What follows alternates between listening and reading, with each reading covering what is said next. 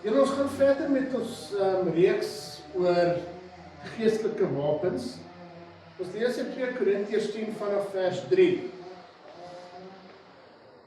Natuurlik leef ons in 'n menslike liggaam. Ek lees uit die 83 vertaling. Maar ons voer nie die stryd met menslike wapens nie. Die wapens van ons stryd is nie die wapens van die mens nie, maar die kragtige wapens van God wat vestings kan vernietig. Daarmee vernietig ons die nasies en elke hooghartige aanval wat teen die kennis van God gerig word. Ons neem elke gedagte gevange om dit aan Christus gehoorsaam te maak. Ons is ook gereed met elke ongehoorsaamheid af te reken, sodat julle eie gehoorsaamheid volkome is. Tot en met vers 6. Ons praat vandag 'n bietjie oor vas. As ons kyk na vas, dink ek is een van die mees verwaarloosde geestelike wapens in ons arsenaal, wat die Christen nie gebruik. As ons die hele Bybel deurlees, en ons kyk nuwe na die geskiedenis, is vas 'n kardinale, integrale deel gewees van 'n gelowige se lewenswyse. Dit is wanneer hy lyding, beskerming, deurbrake en oorwinning gesoek het by God in sy dag tot dag se take. Wanneer dinge gebeur het, het hulle gevas. As God met hulle praat en sê, maar julle sondig, en hulle wil om vergifnis vra, dan vas hulle. Ons kyk, ek gaan graag terug na Jona toe, wat die hele stad, Ninive, toe hulle hoor hulle gaan vernietig word, het hulle gevas, tot die diere. Daar was nie so iets, soos net die mens, net die groot mens, of net die mans, of net die kinders vas daar nie. Dit was tot die diere gewees. Dit was ernstig opgeneem. Ons as mens besef nie eers hoe belangrik dit is nie, want dit is nie deel van ons lewe nie. Ons is so geneig om tevrede te wees met we have arrived. Ons doen dit op ons eie krag. Ons het nie meer God so nodig om onsself nederig te maak vir hom nie. Ons hoef nie meer tyd af te tyd om te sê, Here, lei my en wys my nie, want kyk, dit gaan goed met my, ek is geseën. Kyk die kar wat ek ry, kyk die huis waar ek bly, my kinders doen goed, ek is gesond. Hoekom is dit nodig om te vas? En ek dink, die probleem is, dit is die typiese westerse denkpatroon van mense, kyk na die materiële, en nie na die geestelike rykdom. Ek wil dit 'n rykdom. Want ons geestelik kan ons ryk wees. Ongelooflik ryk in dit wat ons besit, geestelik, emosioneel, in ons verhouding met God, ons ewige lewe. Dis waar ons skatte bymekaar maak, wat die woord sê. Waar ons fokus so wat ons op aarde het, en nie wat ons het in die hemel nie. Wat is vas? Vas is die vrywillige onthouding van voedsel of vloeistof vir 'n bepaalde tyd met die doel om ons aandag van die wêreldse of die natuurlike omgewing af weg te vat en te begin fokus op die geestelike riekelm. Wat gaan in die geestelike riekelm aan? Wat is dit wat God van ons wil hê? Miskien. Daar's verskillende maniere van vas. Daar's verskillende maniere of doele hoekom ons vas, en ons ons 'n bietjie daarna kyk. Wat gebeur wanneer ons vas? Die Engelse sê, humble ourselves. As jy vertaal sê dit, ons verneder onsself. Maar ek wil nie sê dis verneder nie, ek wil sê ons maak onsself nederig voor God. Ons maak onsself die mindere voor God. Ons erken dat God is groter as ons. Ons is afhanklik van hom. Ons verklaar ons afhanklikheid aan God. Ons stel God bokant ons fisiese behoeftes, ons materiële behoeftes. Ons begin God se teenwoordigheid soek. Want daar is so baie mense wat, as ons kyk na social media, waar mense praat van, ek soek 'n moderne kerk. Ek soek 'n kerk waar daar kinderkerk is. Ek soek 'n jeugbediening. Maar is baie min wat ons sien, wat mense vra, ek soek 'n kerk waar God teenwoordig is. Ek soek 'n kerk waar mense God soek. En dit is eintlik skrikwekkend. Dit is skrikwekkend in die sin van die mense die materiële soek.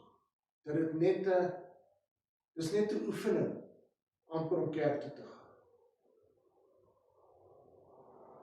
Ons erken nie daai afhanklikheid van God waar ons aanbid nie. Ek wil net my behoeftes versadig hê.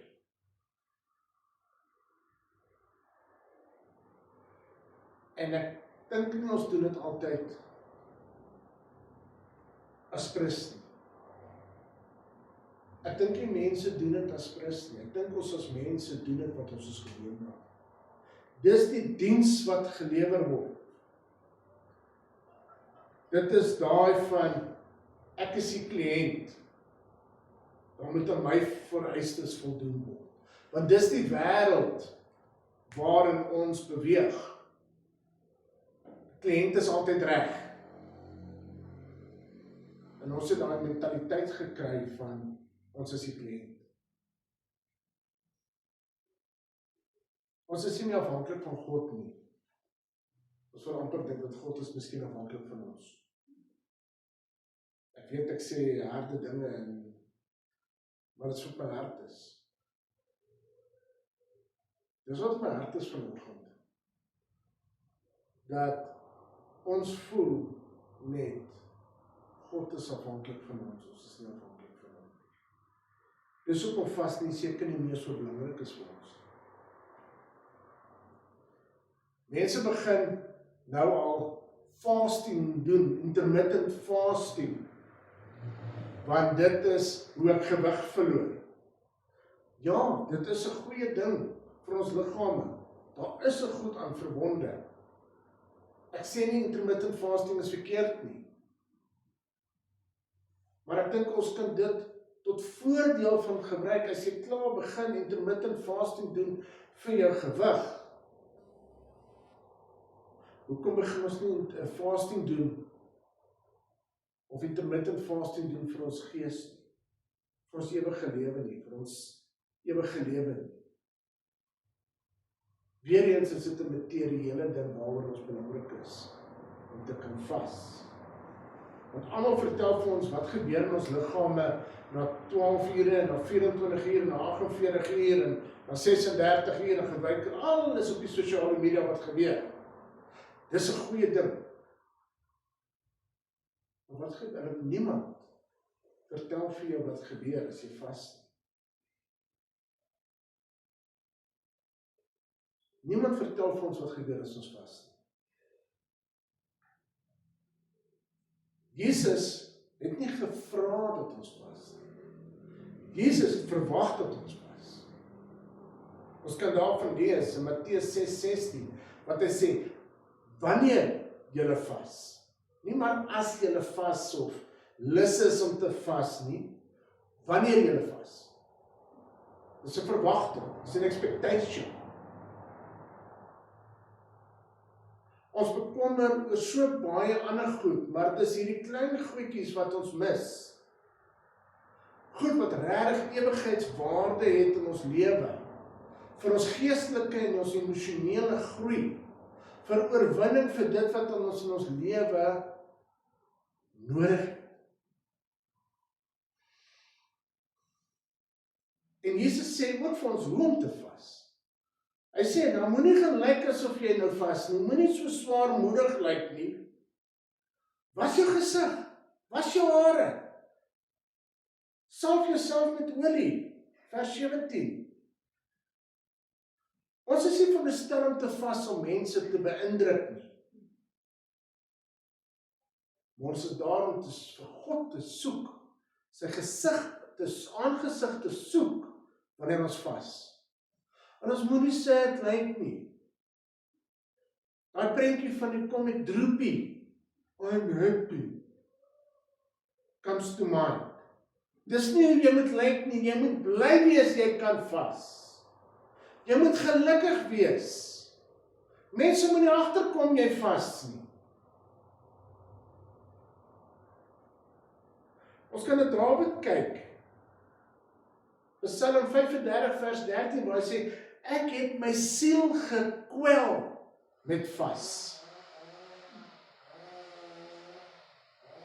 'n mooi Bybelse woord of 'n Bybelse terme vir nederig te word is verootmoedig. Verootmoedig voor God. Ons erken ons het God nodig in ons lewe wanneer ons vas. En dat ons nie op ons eie krag kan staan maak. Ons sing dit. Ons sing dit. Met ons mond. Maar ons leef dit. Ons leef dit.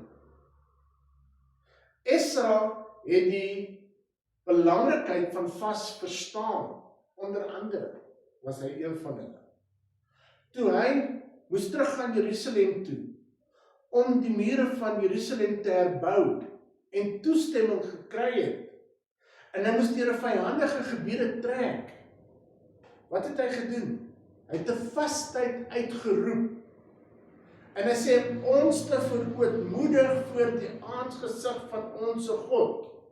Esra 8 vers 21.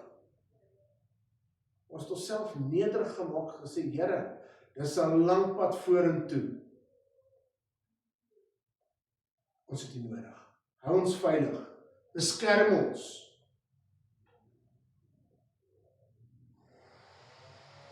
Dit bring ons na 'n plek van afhanklikheid aan God toe, waar ons sy leiding en sy hulp soek.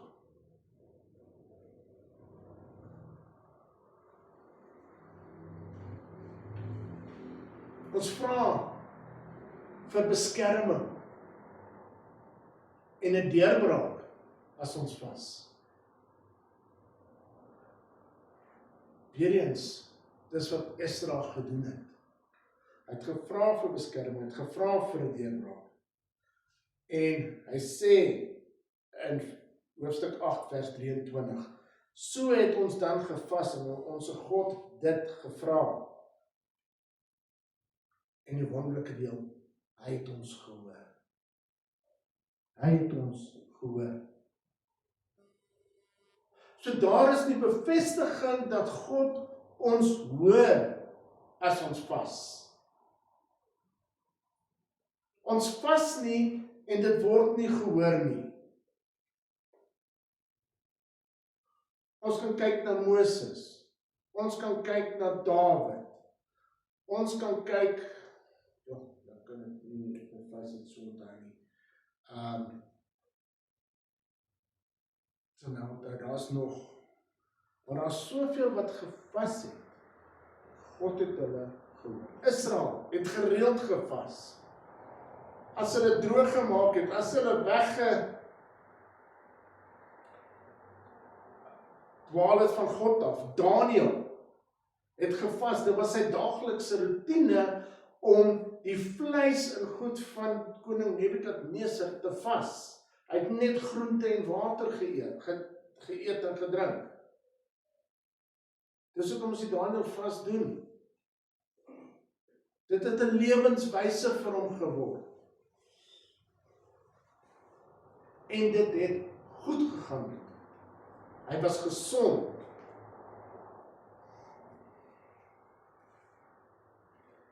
Ons moet onthou dat vas is nie 'n magiese beskerming. Dit bring ons in lyn met God se wil. Met dit wat God vir ons wil. Dit maak ons ore oop. Ons geestelike ore om te kan hoor. En sê, Here, ek haal myself uit die pad uit. Ek vat hierdie eie ek weg, hierdie unholy trinity waarin ek glo.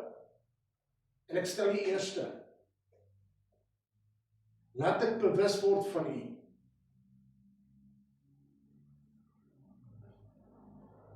Ons is so geneig om op ons eie krag staat te maak. Want ek kan dit doen. Toe Juda deur 'n groot vyandelike leer bedreig is, wat het koning Josafat gedoen? Hy het nie eers na sy militêre leiers toe gegaan en sy generaals en goed en gesê, wat doen ons nou nie? Kry julle wapens reg? Maak seker die wapens is kyk. Maak seker julle wapenrusting is volledig. Nee. Wat het hy gedoen? Hy het bang geword, hy het op sy aangesig neergeval en na die Here begin soek. En hy het oor die hele Juda 'n vasdag uitgeroep. 2 Kronieke 20 vers 3.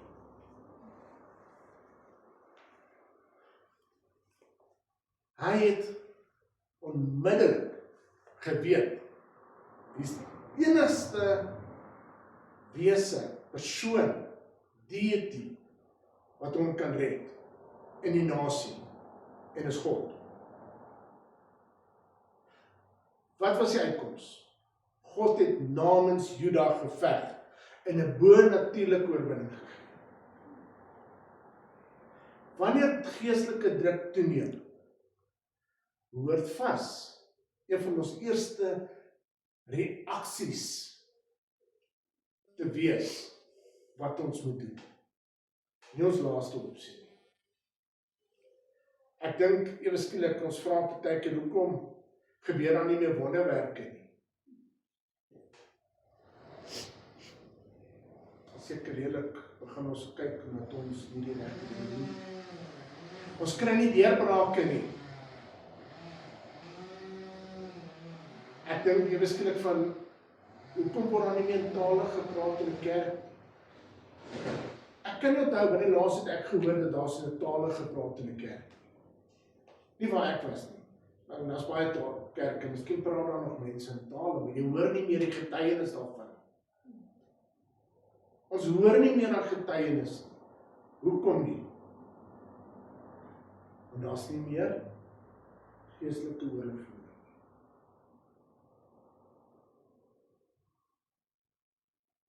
Ons leef in 'n lewe vol afleidings. Ons hele wêreld is 'n wêreld van afleidings. Ons lei af, dit is dit. Ek kan seker met sekerheid aflei dat hierdie gaan gebeur. Ek neem aan, dit is wat gaan gebeur. Ons het nie die antwoorde nie. Ons neem aan. Maar vas help ons om die stem in die vlees stil te maak. Die stem van God uit te basyn, te amplify. Ek het nou nie die Afrikaanse woord nie, maar om dit duideliker te maak, bo die geroesmoes en die geraas van die wêreld om ons. Dit help ons om ons liefde vir God te groei, te hernuwe, as dit bietjie afgeplat het. Wanneer die liggaam honger word, dan besef ons behoefte aan God. Vas help ons om ons roeping te vervul. Kom ons kyk na Anna in Lukas 2:37. Sy het God gedien met vaste en gebede dag en nag. Sy het God gedien. Dis 'n manier om God te dien.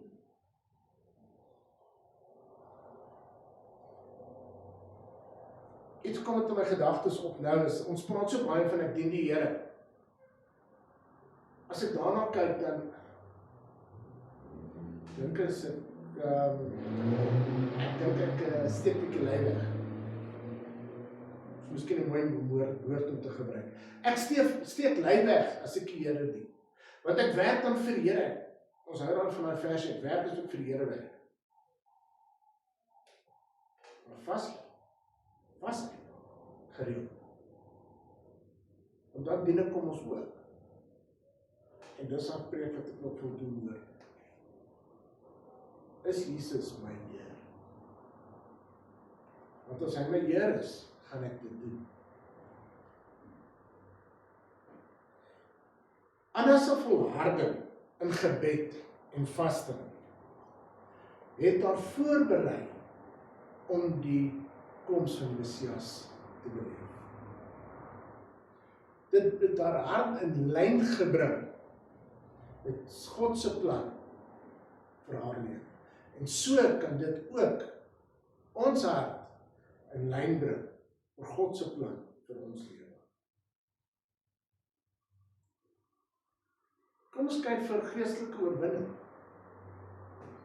Toe die disippels nie die demoon uit die besete seun kon bevry nie, dan is met die maanbesete gewees.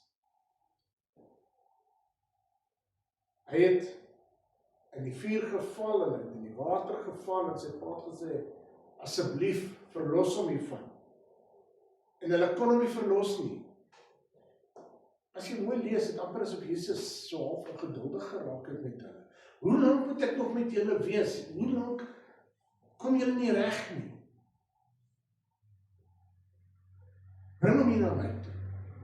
En Jesus het hom aangespreek en die demoon die seun verlaat.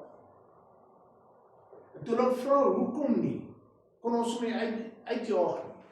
Was Jesus se antwoord aan sy disippels, maar hierdie geslag gaan nie uit behalwe deur gebed en vas. Matteus 17 vers 21. So hier leer ons dat daar's groter of sekere gevegte waar ons betrokke is. En baie meer geestelike voorbereiding nodig. En geestelike oortuiging en versterking, geloof en afhanklikheid aan God, wat dit benodig om die oorwinning te bereik. Dit gaan nie net oor gebed. Dit gaan nie net om iemand gou-gou die demone uit te dryf. Ons moet absoluut in 'n tyd van afsondering gaan, wil ek amper noem, om sekere goed in ons lewens te oorwin. Om sekere goed in ons kinders se lewens te oorwin. Ons geliefdes se lewens.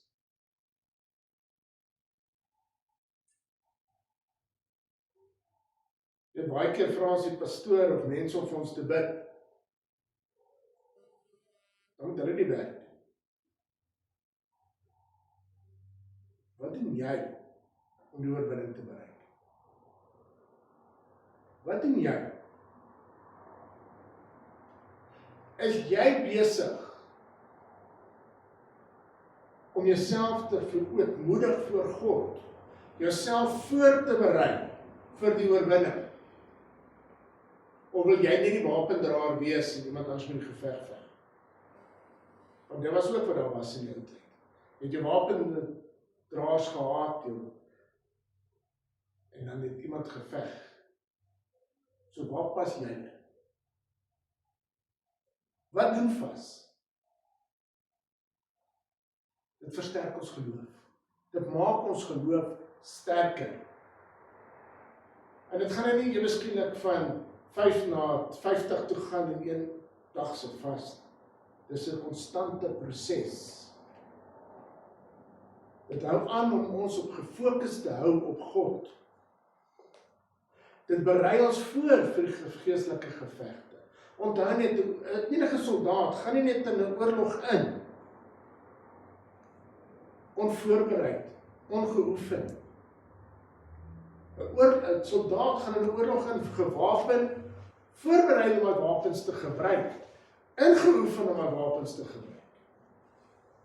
En dis hoe ek en jy moet wees.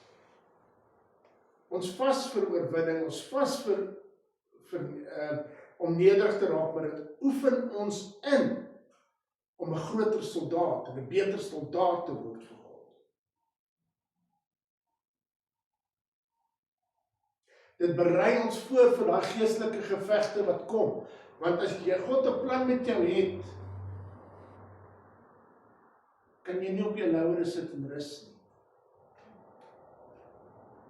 Jy moet voorberei. Dit bring ons nader aan die bron van ons krag. Die woord sê, jy is tot alles in staat deur hom wat jou krag gee. Maar hoe kry jy die krag as jy nie vas nie?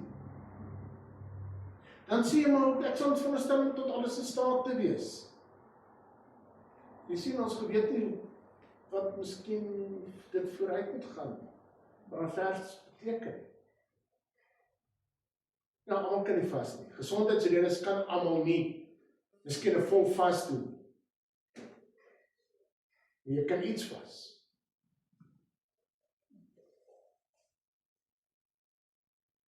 Social media. Dit is 'n groot dief van ons tyd. Rekenaars. Social events. Sosiale geleenthede. Baie keer, groot ding van ons tyd. Ons werk vat baie van ons tyd.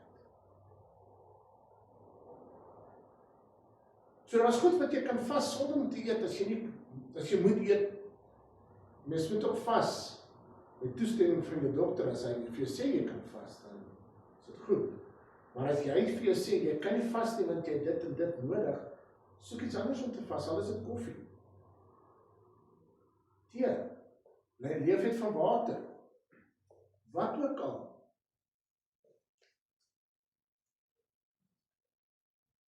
Ons is nie net veronderstel om simptome te behandel nie. As ons na vandag se medisyne kyk, wat doen ons? Ons behandel net simptome. Enige pil wat ons drink, maak ons nie reg gesond. As jy diabetes en of jy HIV het, wat ook al, medisyne vandag, die meeste medisyne, behandel simptome, maak jou gesond. So, ons geestelike tekortkoming, moet ons kyk na die simptome. Jy sien, want baie mense, ons as mense, wat ek dit anders te stel, dat ek almal inspring, probeer net die uiterlike gevolge van ons geestelike probleme aanspreek. Vrees, verwarring, verwerping, moedeloosheid, verslawings, herhaalde sondes, goed wat ons nie kan oorwin nie. Groot probleem van ons tyd. Ons sukkel om ons sondes te oorwin. Ons raak net nie los van daai sonde nie. Wens net ek kan hierdie punt van my beheer met hierdie meer van my. Dis nog 25 jaar wat ek so meerig is. Dis herhaling van jou sondes. En ek bid. Ja, weet werk. Maar partykeer, Jesus het gesê, moet daardie geadresseer word met vas en gebed. So dit is 'n kombinasie van wapens wat jy moet gebruik om oorwinning te bereik.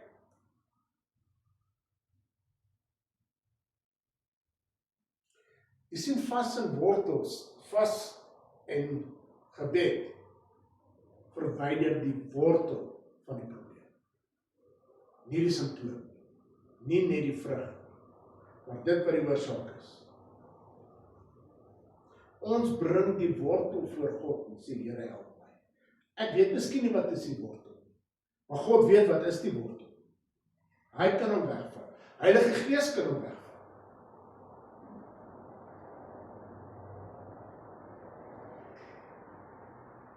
Tye wanneer ons moet vas, wanneer het ek lyding nodig in my lewe?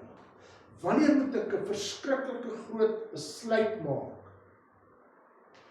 Miskien oor die kerk, miskien oor die toekoms, van gaan ek hier bly, gaan ek refugee status vat Amerika toe? Gaan ek kerk verlaat na 'n ander gemeente toe, of verander my bediening? Daar's baie. Maar as ons 'n leiding nodig het, is dit nodig om te vas. Wanneer ek deur 'n baie moeilike tyd gaan, emosioneel, geestelik, wanneer ek voel ek kry geestelike aanvalle, en ons moedeloos. Hoeveel keer voel ons moedeloos in ons verhouding met God, in ons huwelik, in ons werksomstandighede? Ek voel moedeloos. Ek kry nie 'n deurbraak nie, ek voel net ek gaan nêrens vorentoe nie. Ek bid en ek bid en ek bid. Maar het ek al gebid en gevas? Vrees. Wanneer jy vrees ervaar, angstigheid, wanneer jy voel jou geestelike lewe is afgestomp, vra die Here om dit weer te rejuvenate. Miskien het jy 'n groot geestelike deurbraak nodig. Dan vas jy. Ons moenie wag tot die krisis hier is nie. Wees proaktief, vas voor die tyd. Ontwikkel 'n lewenstyl van vas. Deuteronomium 28, Deuteronomium 30 sê, ek gee die keuse tussen lewe en dood.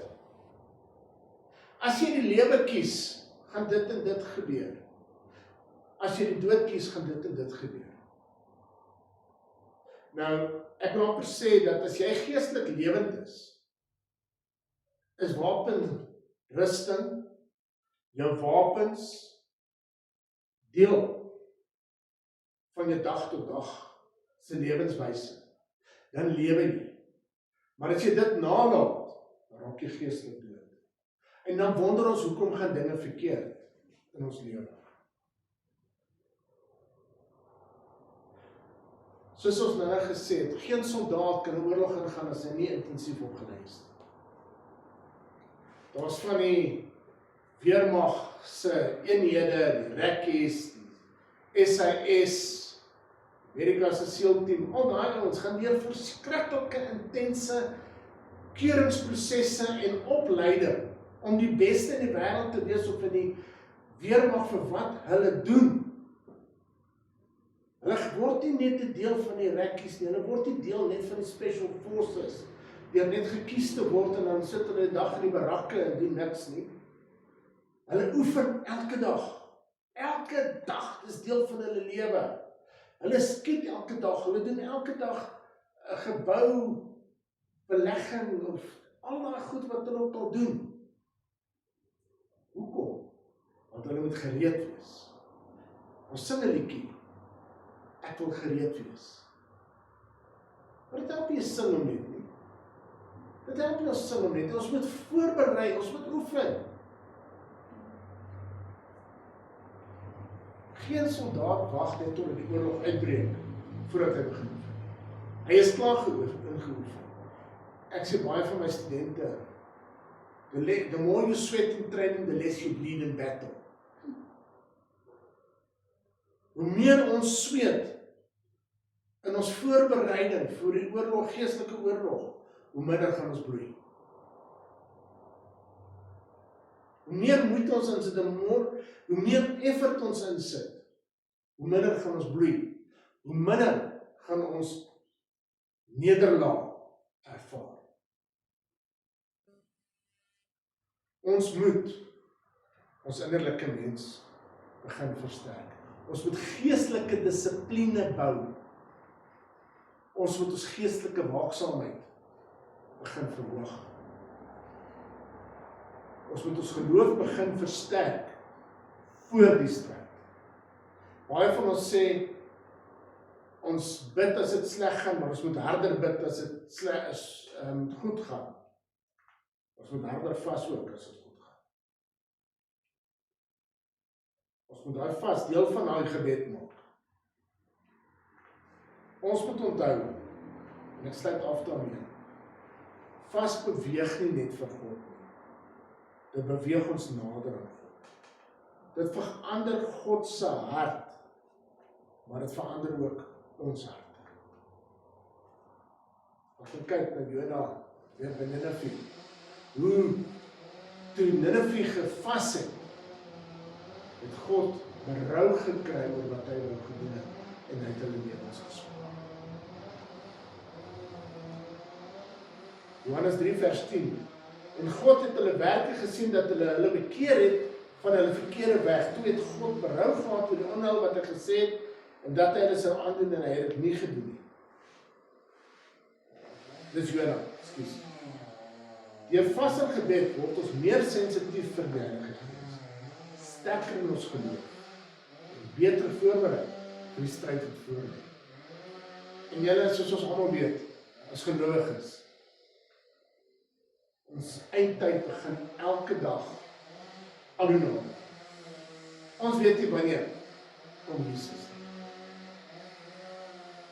Maar ons wil nie gevang word onvoorberei.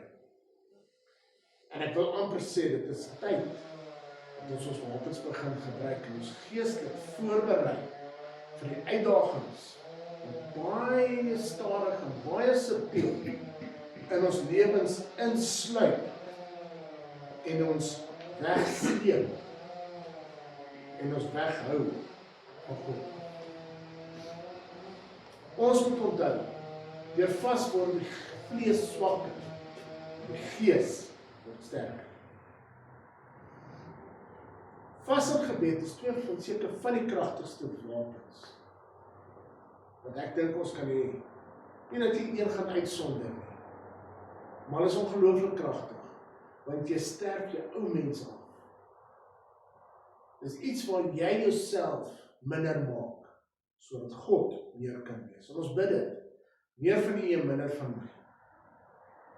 Begin vas, ons is minder van my en meer van U. Ons sluit af met Esra 8 vers 23. So het ons dan gevas en onze God dit gevra, en hy het ons verhoor. Here, dankie dat U ons gehoor. Dankie dat U ons verhoor. Dankie dat U ons hoor as ons U aanroep in nederigheid en bevasting. Here, dankie dat ons daai wapen het. Here, maar dit help nie net om te sê dankie. Dit help, ons kan vra. Help ons. Help ons om my wapen te begin toepas. Help ons om my dissipline te hê, want dit is waaroor oorlogvoering gaan, is 'n dissipline, is gestruktureerdheid, die Here, om oorwinning te bereik.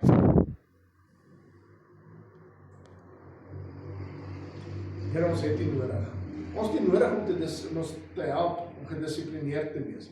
Ons het U nodig om oorwinning te kry oor hierdie geestelike leegheid waarmee ons sukkel as mens. Ons het U nodig om voor te berei vir die geveg.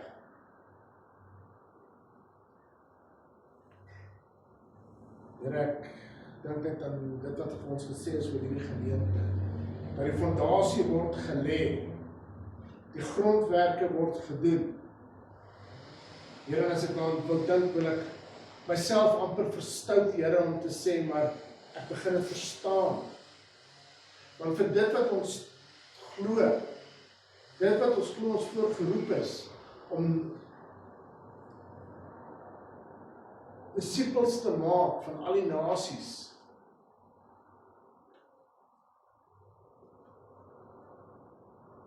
het ons nodig om anders te wees.